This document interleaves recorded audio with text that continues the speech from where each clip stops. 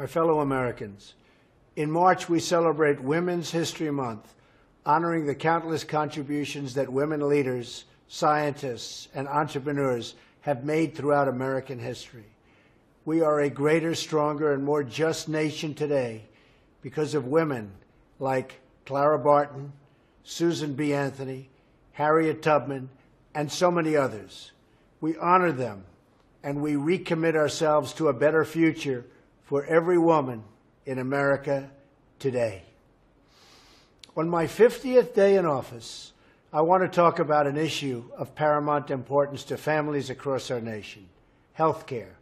7 years ago this month, Obamacare was signed into law over the profound objections of American people.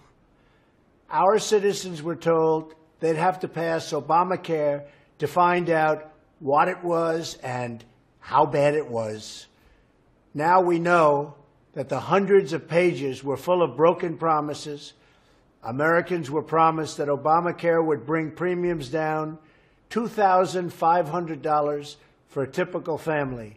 Instead, they've gone up by more than $4,000.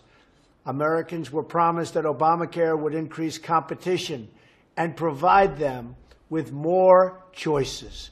Instead, the number of plans to choose from has plummeted, and I mean plummeted. This year, Americans in nearly 1/3 of all counties have only one insurer to choose from on the exchanges, or in effect, no real choice at all. Americans were promised that if they liked their health insurance and their doctors, they could keep them. Instead, millions of Americans lost the insurance and lost the doctor that they liked, and were thrust into a cold new reality of higher costs and less coverage. Through 7 long years of botched rollouts, soaring costs, cancel plans, and bureaucratic mandates, Americans have called out for relief. And relief is what we are determined to give them. I want every American to know that action on Obamacare is an urgent necessity.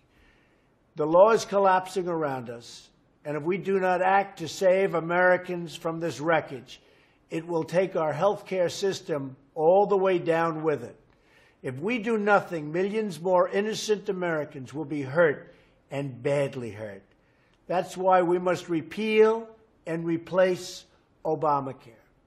House Republicans have put forward a plan that gets rid of this terrible law and replaces it with reforms that empower states and consumers. You will have the choice and the freedom to make the decisions that are right for your family. The House plan follows the guidelines I laid out in my recent address to Congress: expanding choice, lowering costs, and providing health care access for all. This plan is part of a 3-pronged reform process.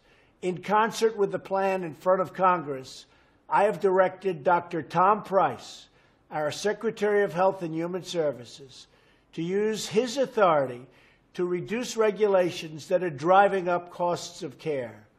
We're also working on reforms that lower the costs of care, like allowing Americans to purchase health insurance across state lines. You've heard me say that many, many times during the debates. I encourage Democrats to work with us to improve the health care system for the American people. Also, we will be driving down the costs.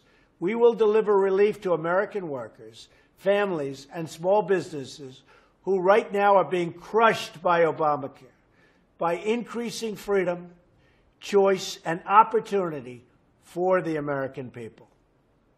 Thank you very much.